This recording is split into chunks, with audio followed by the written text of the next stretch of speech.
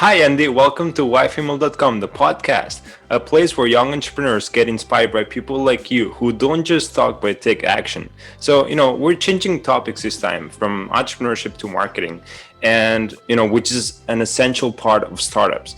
Some of the topics today are customer journey, social media marketing, ad placement, and SEO. And as you see, we also have Dennis here. We have Andy Letting joining us from London, UK. Hello to you all. Let's get started. So why don't you, Andy, tell us, a bit about your background and what you've done so far. Absolutely. Thank you, Roger, and thank you, Dennis. It's been fantastic to be invited to Wifi-milk podcasts, and it's a pleasure to see you again after working with you at Holt recently. I've had 20 years experience in digital marketing, essentially. I work for traditional businesses. I help them grow their digital capability or fix or their broken digital solutions. And essentially, I'm there to help educate, to help train, support, build strategy, execute strategy for those organizations that have found it really difficult to move from a traditional world of bricks and mortar to a more traditional more traditional, and which is now digital, I suppose, in COVID times. So I've been doing this for 19 years. I also train and I lecture. So I lecture and train young entrepreneurs and students, marketing managers, executives, senior leaders on all things regarding digital and marketing capabilities, and really kind of what the best things that they need to be looking for and how do they succeed in what is now quite a complex world where our customers have much choice and have high expectations, lots of opinion, and one that I suppose that is done at speed. And when I say speed, is that people have access to so much technology now that it's quite clear that organizations in today's world really struggle to keep up with what customers like, want, and ultimately what they buy. Mm-hmm. In what areas of marketing have you worked on? I've worked across the whole of the marketing funnel. So I've been there to drive traffic and via awareness. I've also been there to drive traffic to drive sale.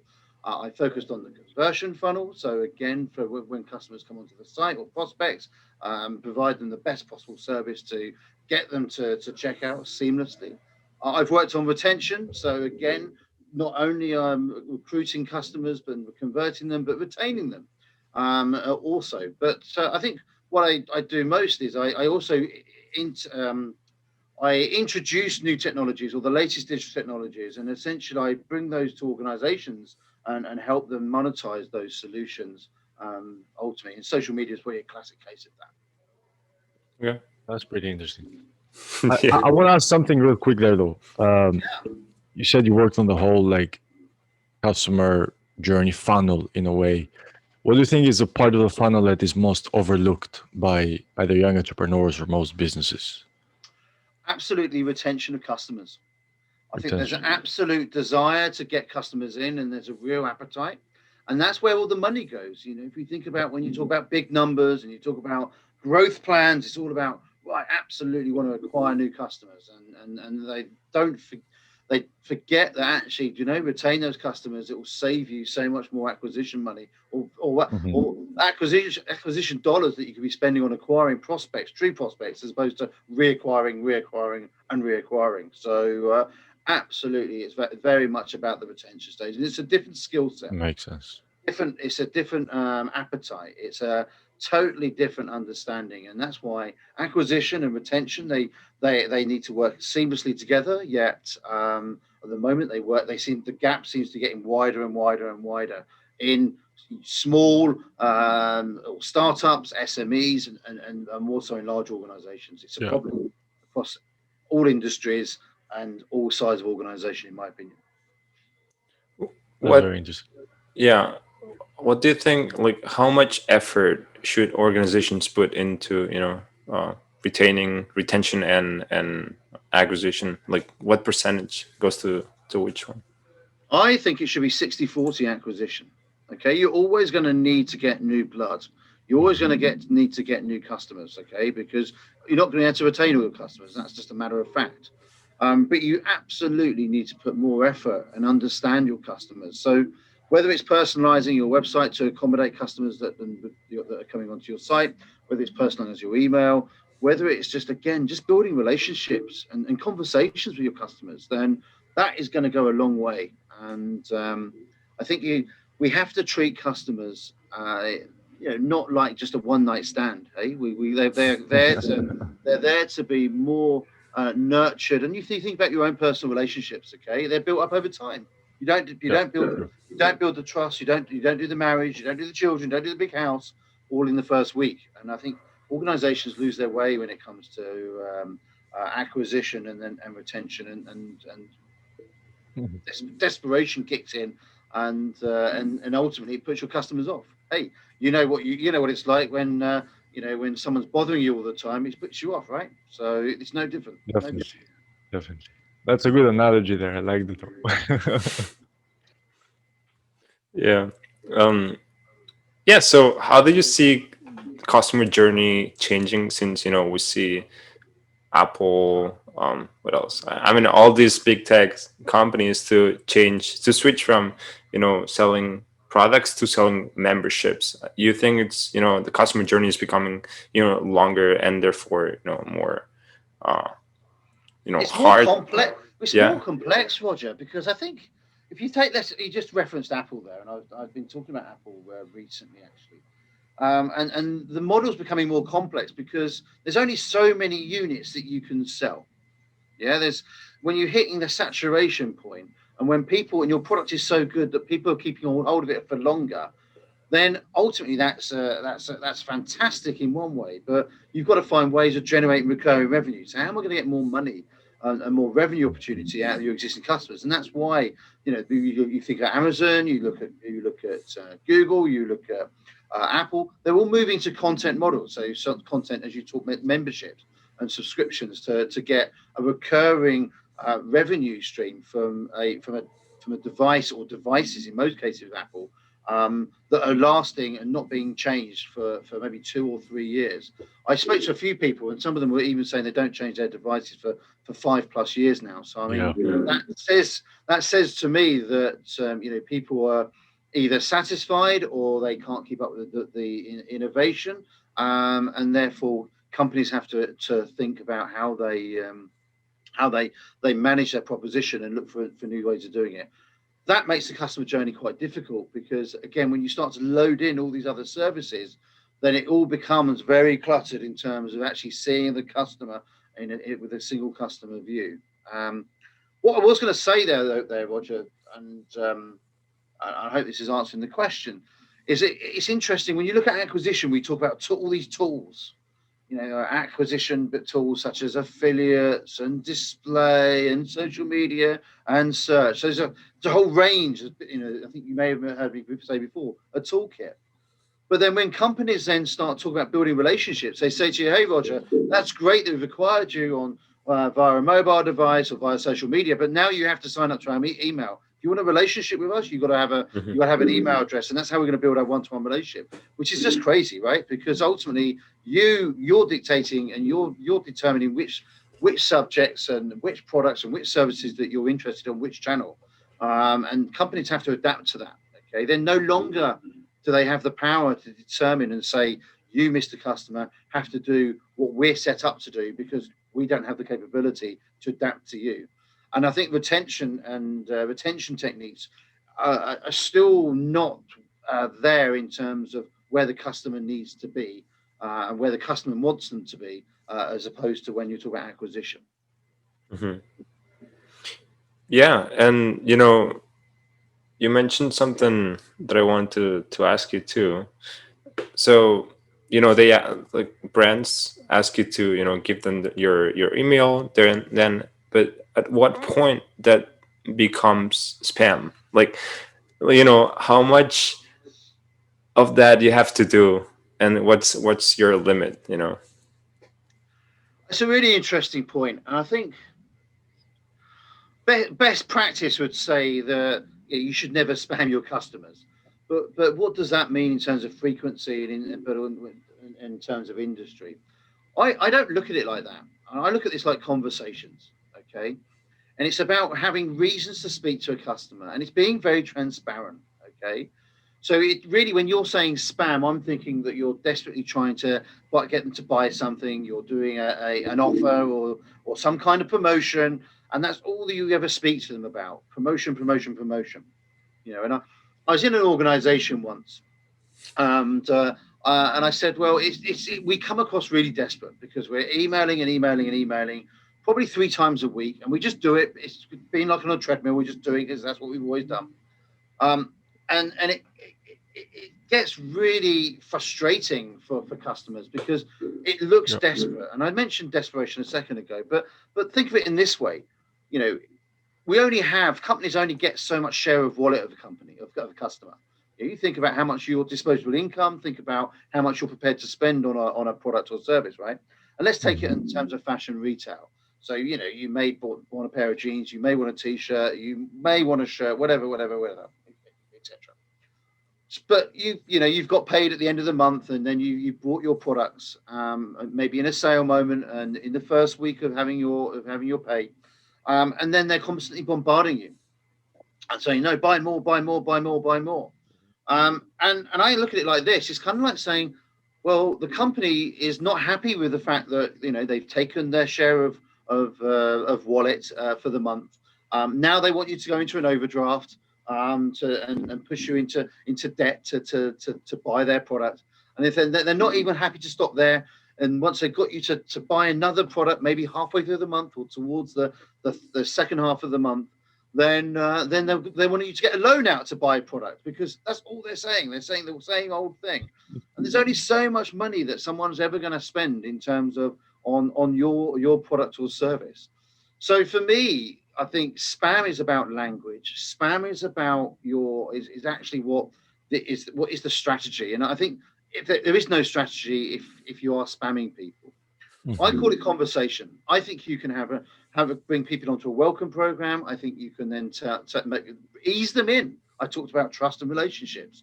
Ease them in. Find out about people. What do they want? What are they interested in?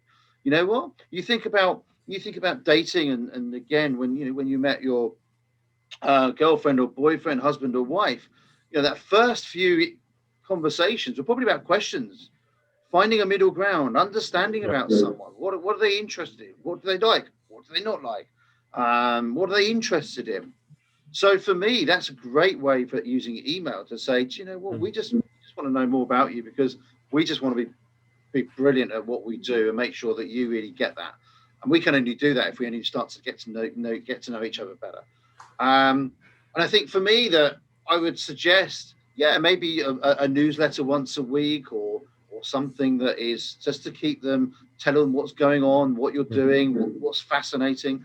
And then obviously, as they go through the process of purchase, then you can obviously enter more email into the conversation. So maybe some things of interest about the booking, or about the area, or about the products. And then also get them to review the product, or to get them to share, incentivize them just to share and talk about that product to others. So use them to engage the funnel. And I think that I did this with hotels, and it's okay to maybe send 3 or 4 emails in a week, if you're kind of trying to indicate to them, well, you're being helpful, and giving them useful information.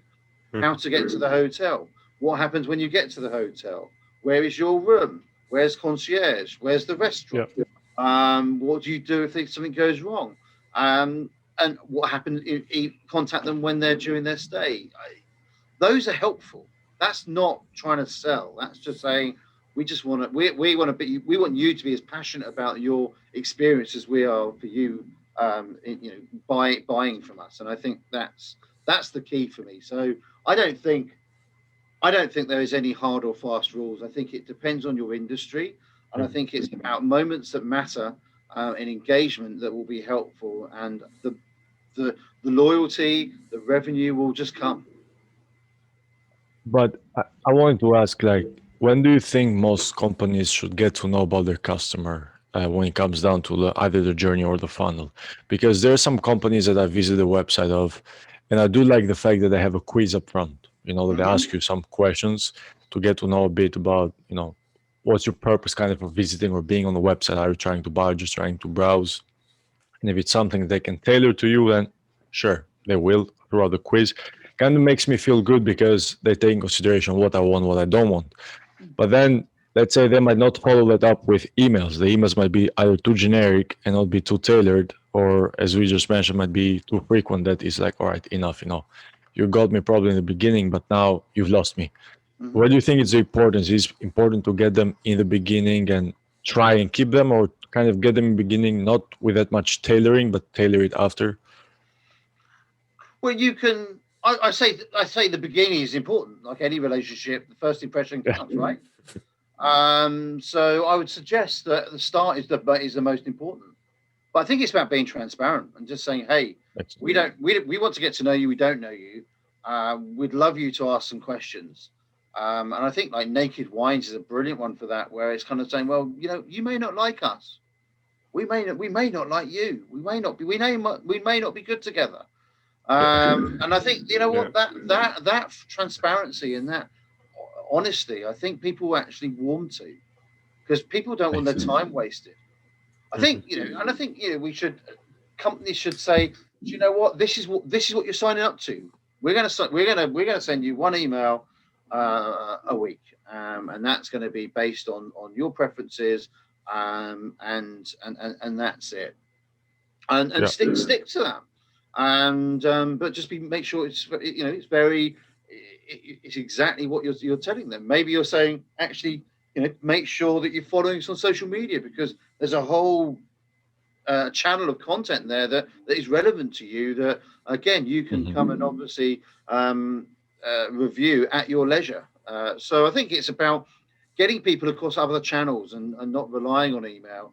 And then the more channels you can get them engaging on your Yeah. content, the less time they're spending with your competition, and hopefully the more time they're Mhm. spending with you, and hopefully getting a great experience and starting to build and understand you as a brand, and as a proposition. Okay. Makes total sense. Yeah, that's good. Hmm. It's a bit late, right? When they've unsubscribed, or you never see them again, and then you say, "Oh, I should build a relationship with them." Well, how are you going to do that? You've missed the chance. And if you don't, then your competition will. So it's quite True. Yeah. simple. I think Exactly. if you're feeling completely kind of on edge and vulnerable about your competition are gonna step in, if you mess it up, then I think actually it's quite a good place to be, in terms of making sure that you do a good job and you treat every customer as equal. Hmm. But you don't have to have every customer. You don't need to have every customer. Yeah. Doesn't Need to have the good ones. well, the ones that suit you, the ones that suit your The brand, the important. one Yeah. that Yeah. the one that you believe that are going to be aspirational, and feedback. Okay, it's not. We talk here in terms of reliance on the customer, or reliance on the company, the organization, to fire out content to build a relationship. Well, actually, you can be getting content from your customer and using that as a communication to build that trust. Everybody still likes to see content that they've got shared, or used to enhance their experience, for sure. Okay. Wow. Okay. Uh, that was a really good answer to both questions. Moving away from customer journey a bit. I know you've also worked in analytics. Right? Mhm. Yeah. Yeah. Okay. And so, how do you see GDPR and VPNs affecting this? Do you think it's becoming more harder to know what your customers do in your website, or Well, yeah. I mean, the power is with the customer.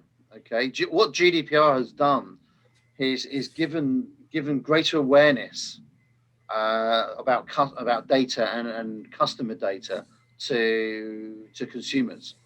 Okay, so they know more now than they've ever known, in terms of what companies have been doing with their email addresses and everything Mhm. else. This is where brands really have to kind of just be honest and be ethical.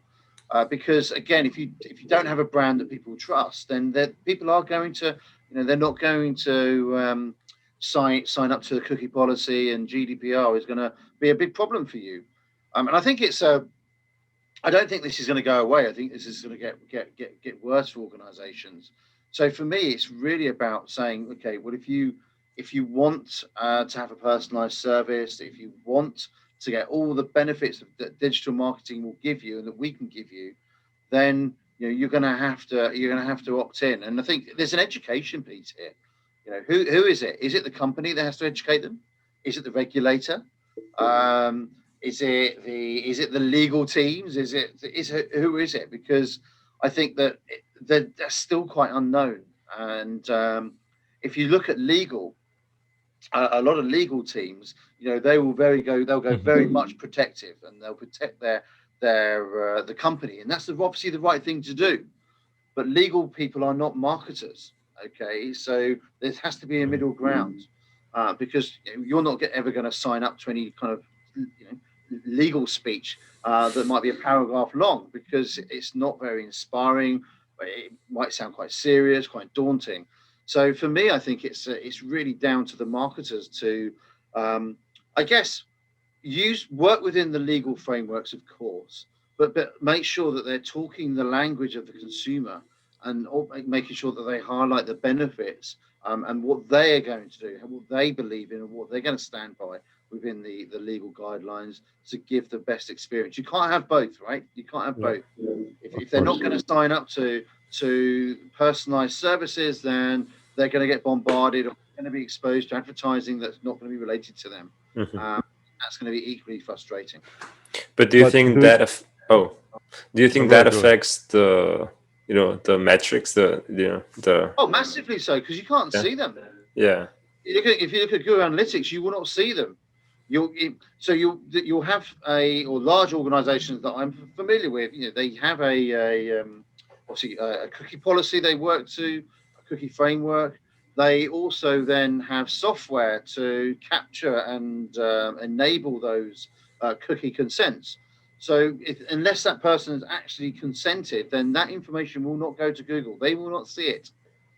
Okay, and that's a real problem for many organisations. Now, depending where you are in the world, will depend on what those percentages look like.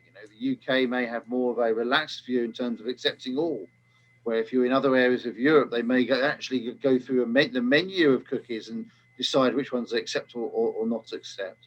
So again, the brand and the credibility of the brand here is absolutely critical. So, speaking of Telegram now, they announced a couple of weeks ago that they are launching the ad platform. So they're going to start making money out of it. And so do you think it's good to be one of the first adapters and placing ads on that platform, or, should organizations wait a little bit? Yeah. I think it depends on their targeting capability and what data they have, what knowledge they have on their customers. Because if your customer is there, your prospect is there, then why not? But you need to do due diligence. So what other advertisers are advertising on there from other industries? It might be conflicting if there's alcohol or industries that are not favouring or not really going to do anything for your brand. So I think there's qualifying questions you have to ask. There's no reason why you can't go first.